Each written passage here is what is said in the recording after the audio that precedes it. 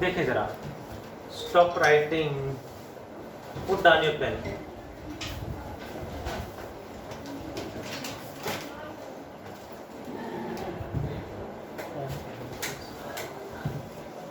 Let us continue with chapter? Kinetic theory of gases. Chapter 12, 11th class.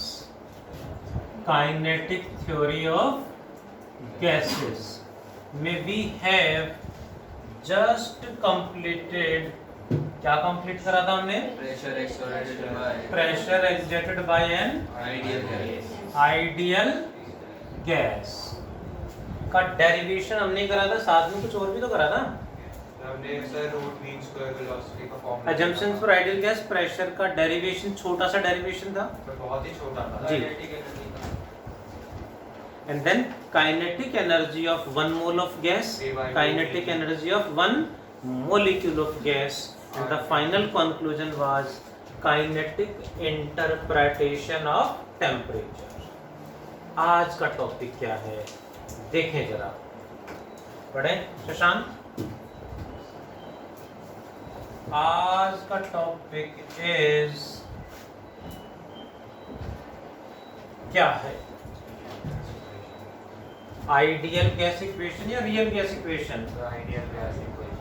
Ideal gas equation, which is also known as perfect gas equation. क्या है बताना जरा? PV equal to nRT.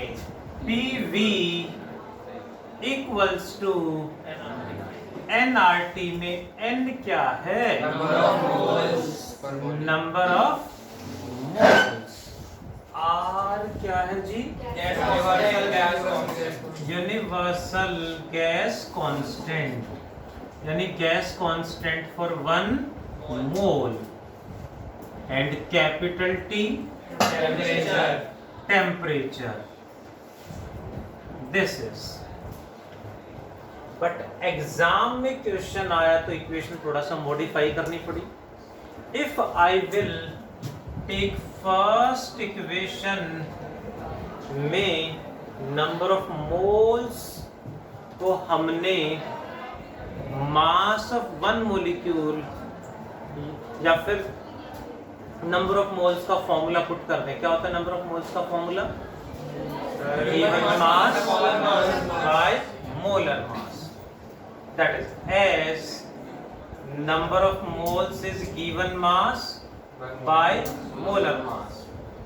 So equation first becomes PV equals to n की जगह given mass by molar mass into capital R T, which can be further written as PV equals to R by molar mass को लिख देते हैं small rt, So what is molar? which is also written as in different books PV equals to mu small r t। बात एक ही है, m लिखे हैं small m, दोनों का मतलब है total mass of gas. Mu या फिर m एक ही बात है। इसमें स्मॉल r क्या है?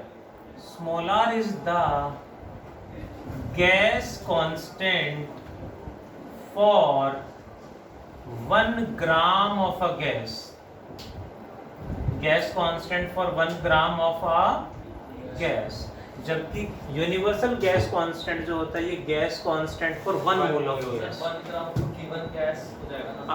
1 gram of different gases are different, but 1 mole of all gases are same. So ये सबके लिए यूनिवर्सल है, सेम है। ये यूनिवर्सल नहीं है, ये यूनिवर्सल नहीं है, क्योंकि 1 ग्राम सभी गैसेस के डिफरेंट होंगे, 1 मोल सबका सेम होगा। तो ये क्या है? Gas constant for 1 mole. Hope you got equation number 2। इसी में हम इक्वेशन नंबर 2 की बात कर रहे हैं। दिस वन लाइक दिस, ये है PV equals to small m RT by capital M, या फिर PV इक्वल टू nRT में n क्या है? Number of moles. बहुत बढ़िया। इक्वेशन नंबर 1 को हम Na से मल्टीप्लाई Na से डिवाइड कर देंगे इन RHS में हमने Na से मल्टीप्लाई डिवाइड कर दिया। Na क्या है?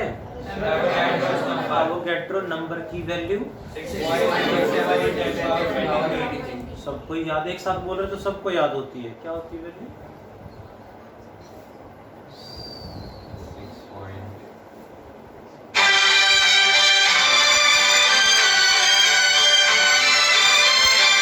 जल्दी बोलो। 6.02 raised to 10 की पावर माइनस 10 की पावर 20। आर्यन 6.02 × 10 LHS सेम रहेगा। PV इक्वल्स टू Na से मल्टीप्लाई Na से divide multiplied by small nRT। am I right? यही है। What about this one? इसको क्या लिखेंगे? Number of particles. Total number of molecules, particles. ऐसा क्यों जी? Na क्या है? Number of molecules in 1 mole, number of molecules in 2 mole, 2 into Na, number of molecules in 5 mole, 5 number of molecules in n moles, n into Na, यानी ये बन गया total number of molecules. So PV equals to total number of molecules is n and R by Na क्या होता है? Last class में बताया था, जल्दी से बता दो। Boltzmann's constant Kb into T. This is ideal gas equation में ये n क्या है? Total number of molecules. And Kb क्या है? पढ़ लिया था हमने लास्ट क्लास में। Boltzmann's constant लास्ट क्लास में भी पढ़ा था हमने। इसकी वैल्यू बता दो। 1.38 into 10 power minus 20 1.38 into 10 power minus 23 Kelvin per mole। Joule पर मोलिक्यूल पर केल्विन, पर मोल नहीं, पर मोलिक्यूल पर केल्विन। एंड टी क्या है? टेम्परेचर। अब पॉइंट इज व्हाट, तो हमने पढ़ रखी थी, थोड़ा सा चेंज करके ये आया, थोड़ा सा चेंज करके ये आया। एंट्रेंस एग्जाम में क्वेश्चन इस पे बेस्ड आ गया, यानी क्वेश्चन में टोटल नंबर ऑफ मॉलिक्यूल्स की बात कर दी, तो हम इसमें मॉडिफाई करते तो टाइम लगना था। हमें डायरेक्टली पढ़ रखा था, सीधा आंसर। तीनों सेम है, बट हर जगह हम क्या पढ़ दें? PV equal to nRT। ये भी है, टोटल मास दे रखा हो तो ऐसे लिखो, total number of particles and molecules दे रखे हो तो ऐसे यूज करो। PV equal to NKBT। हाँ, डेंसिटी भी ला सकते हैं, बिल्कुल सही बात है। बट देखो, जहाँ जहाँ जैसे जैसे क्वेश्चन घुमा के पूछ लेते हैं, ऐसे ऐसे टॉपिक बन जाते हैं। Hope you got, that is what ideal gas equation. Next is what, देखें जरा, गैस लॉज। गैस लॉज में सबसे पहले बात करते हैं किसकी? Boyle's law। Boyle's law. Boyle's law states what? Temperature directly proportional to volume. if temperature and number of moles is constant, then pressure and volume are directly proportional। हाथ की लकीरें बना रहे हैं, उससे फिर हो सकता है जिंदगी बदल जाए। भाग के बदल जाए, है ना? क्या नहीं बताओगे? किसने बताया था? अच्छा, ध्यान नहीं को तो ऐसे ऐसे कर रहे थे, ऐसे कर रहे थे ना?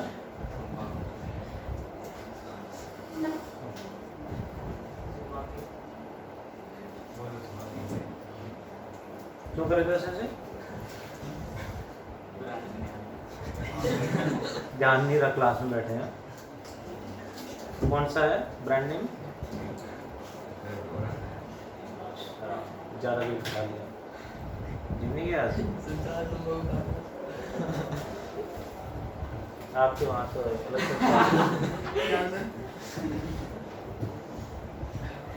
समझ नहीं आया क्या बोल लैंग्वेज चेंज, एलियंस को क्या समझ में आएगी इनके? Boyle's law states that pressure is inversely proportional to volume at constant temperature. At constant temperature. Moles भी हाँ, for a given mass of a gas. For a given mass of an ideal gas. So equation बनेगी PV equals to constant. PV is constant आ गया. अब यहाँ पे law क्या है, इसकी स्पेसिफिक हीट क्या है, इसका वर्क डन क्या है, वो सारे हम स्टडी करना चाहिए, कर सकते हैं, क्योंकि जहाँ भी बॉयल्स लॉ अप्लाई होगा वहाँ हमेशा आइसोथर्मल प्रोसेस होगा. इसकी इलास्टिसिटी कितनी होगी, इक्वल टू प्रेशर. कैसे आएगा, वो रिलेट कर रहे हैं अलग अलग चैप्टर से, ठीक है. तो वो रिलेट जितना करेंगे उतना अच्छा है. नेक्स्ट बताओ जी. Charles law. Charles law. Charles law of volume भी कह देते हैं इसे. It states that for a given mass of N ideal gas, volume Is is directly directly proportional to temperature at constant pressure. Equation बनेगी V by T is constant और V1 by T1 equal to V2 by T2. But problem is what? This is the Charles law. This is Charles law on Kelvin scale. Kelvin scale पे ये है. If we talk about Celsius scale, जब Celsius scale की बात करेंगे तो Celsius scale में ये नहीं होगा. Celsius scale में क्या होगा जी? Let at 0 degree Celsius volume is कितना, V0. At 1 degree Celsius and 1 degree temperature increase करते ही volume becomes V0 plus V0 by 273.15. At 2 degree Celsius कितना होगा, V2 equals to, यानी ये जिससे पहले जो था वो एज इट इज रहेगा, प्लस इतनी वैल्यू, ये वैल्यू हर बार बढ़ती चली जाएगी. फॉर एवरी 1 डिग्री इंक्रीज इतना वॉल्यूम बढ़ेगा सेल्सियस में, जबकि केल्विन में तो डायरेक्टली है. डबल तो डबल, इसमें डबल नहीं होगा, ठीक है. जैसे यहाँ से 0 से 1, ये 1 से 2, तो जितना यहाँ बढ़ा उसका डबल बढ़ गया, बट वॉल्यूम तो इतना ही बढ़ेगा हर बार.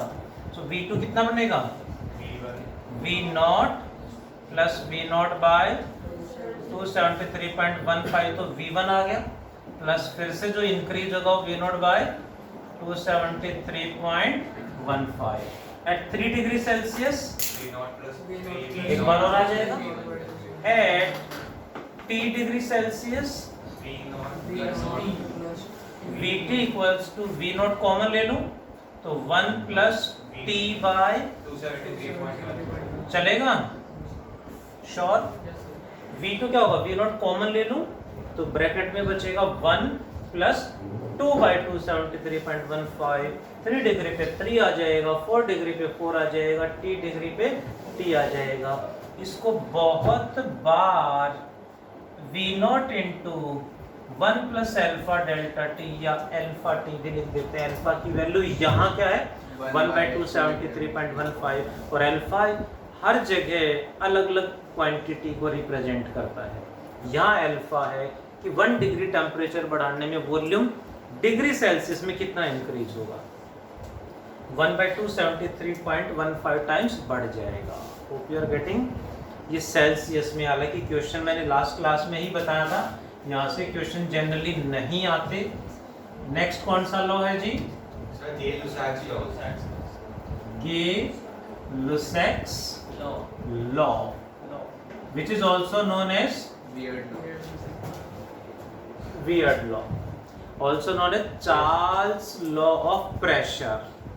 इसे चार्ल्स लॉ ऑफ प्रेशर भी कहते हैं, also known as Regnault's law, पता नहीं sir, also known as Hamilton's law. पता नहीं sir. They are the names. देखें जरा क्या है, क्या चेंज आएगा, you can understand, listen everyone. T by D on Kelvin scale P proportional to T at constant volume, उसमें वॉल्यूम आ जाएगा ना constant, P proportional to T at constant volume for that, उसकी स्टेटमेंट बता रहा हूं मैं।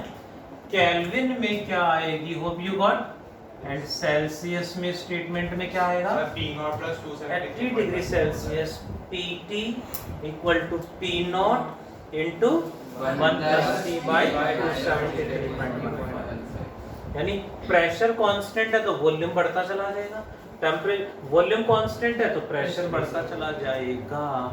तो यहाँ फॉर्मूला बनेगा P proportional to T, but कब, volume is equal to constant. Kelvin scale पे ऐसा होगा, जब वॉल्यूम कांस्टेंट है केल्विन स्केल में होगा, वॉल्यूम कांस्टेंट रखना है।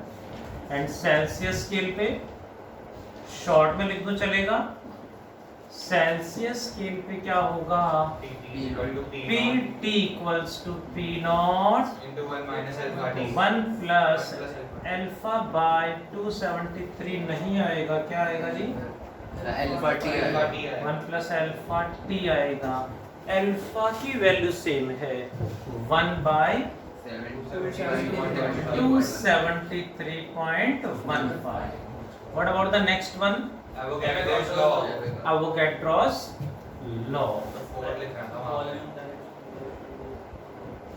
Avogadro's law states that equal volume for all ideal gases Contains equal contains equal number of moles, contains equal number of molecules at same temperature and pressure। हम ध्यान से समझे तो यही तो पढ़ते आ रहे हैं, मैंने 3 प्रॉपर्टीज इक्वल बोली, इक्वल वॉल्यूम और लास्ट में बोला at same temperature and pressure. यानी कोई भी आइडियल गैस में प्रेशर, वॉल्यूम एंड टेम्परेचर यदि सेम हुए, pressure, volume and temperature same है तो ये तो सेम ही रहेगा। फिर आर तो कांस्टेंट रहता है, ये तीनों सेम है तो एन भी सेम ही रहेगा। तो एक STP NTP वाला केस। एसटीपी एनटीपी में नंबर ऑफ मॉलिक्यूल्स तो सेम ही रहेंगे, एसटीपी एनटीपी दोनों पे मॉलिक्यूल, नंबर ऑफ मॉलिक्यूल में, नंबर ऑफ मोल्स में चेंज नहीं आएगा। सर लेकिन वॉल्यूम वॉल्यूम था उनका। हाँ, और सर टेम्परेचर में चेंज होता है, प्रेशर में चेंज होता है, मान न्यू नहीं, चेंज होता है। एसटीपी रखेंगे तो सभी को एसटीपी पे देखेंगे, एनटीपी होगा तो सबका एनटीपी पे देखेंगे। एक को एसटीपी, एक को एनटीपी ऐसे स्टडी नहीं करेंगे at same temperature and pressure. तो एसटीपी है तो सबका एसटीपी है, एनटीपी है तो सबका एनटीपी है। सेम का मतलब तो यही होगा ना, at same temperature and pressure, equal volume of all equal volumes of all ideal gases contains what? Equal number। Contains equal number of moles या molecules भी कह सकते हैं। That is Avogadro's law। What about the next one? कौन सा है जी? Pressure of number of Dalton's low law of conservation partial pressure. pressures states sir P sir total तो pressure। Single sir gas P1 is equal to X into P total। कहना क्या चाहते हो? Sir कि एक अगर सर मिक्सचर है gas का और 2 गैस का मान लेते हैं तो सर तो दोनों का सिंगल प्रेशर मिला के उस मिक्सर के बराबर होगा। हाँ, बट कंडीशन उसमें समझे जरा। Pressure exerted by a mixture of non-reacting gases। pressure exerted by a mixture of non-reacting होने चाहिए गैसेज, ये रिएक्ट करेंगे आपस में तो लॉ वैलिड नहीं रहेगा। नॉन रिएक्टिंग गैस होनी चाहिए, आपस में रिएक्ट ना करें। Then is sum is net pressure equal to sum of the partial pressures exerted by the individual gases. यही होगा ना? तो उसे कैलकुलेट करने का तरीका है P1 is equal to x into P0। जी sir, pressure exerted by a mixture of non-reacting gases। तो इसमें ग्राम्स लॉ भी आएगा। हाँ जी इसके सर, बाद आएगा non-reacting ideal gases that is equals to pressure exerted by the individual gases and so on Pn। P1, P2, P3, Pn are partial pressures। partial pressure का मतलब समझे जरा। सर उस पर्टिकुलर गैस Gas का का sir जैसे mixture है तो उनमें से जो पार्शियल प्रेशर होगा बस एक दूसरी नॉन रिएक्टिंग गैसेस है, एक ही गैस का उसका पार्शियल, एक ही गैस का प्रेशर उसका पार्शियल प्रेशर है। समझते हैं जरा, देखें जरा, ठीक है। किसी कंटेनर में हमने एक सिंगल गैस रखी, उसका प्रेशर मेजर किया, आ गया P1। फिर उसमें उस गैस को निकाल के पूरे कंटेनर में दूसरी गैस रखी, उसका प्रेशर आया P2। अब उतने ही कंटेनर में, उसी कंटेनर में यानी सेम वॉल्यूम में दोनों गैस को रखा। वी आर गेटिंग, पहले सेम वॉल्यूम में फर्स्ट गैस, सेम वॉल्यूम में सेकंड गैस, अब सेम वॉल्यूम में दोनों गैस। इसका मतलब कंप्रेस करा गया होगा उनको, यानी प्रेशर बढ़ाया गया होगा उनका। तो पूरे कंटेनर में सेम प्रेशर, सिंगल गैस रखी होगी, तब कितना प्रेशर लगाएगी, वो पार्शियल प्रेशर्स हैं। ऐसा नहीं उसमें बहुत सारे गैस, सबके प्रेशर कितने कितने हैं, पूरे कंटेनर में कितना प्रेशर लगा रही है, वो पार्शियल प्रेशर हो जाएगा जब मिक्सचर उसमें रखेंगे। दैट इज, हाँ सर, हाँ, नॉन रिएक्टिंग होनी चाहिए। अब इसी में अब क्वेश्चन यहाँ से पूछ ही नहीं रहे, छोटे छोटे लॉज बहुत सारे हैं। Grams law of diffusion, Graham's law of diffusion diffusion और इफ्यूजन, दोनों सेम ही है। व्हाट इट स्टेट्स दैट, कोई बात नहीं, रेट ऑफ डिफ्यूजन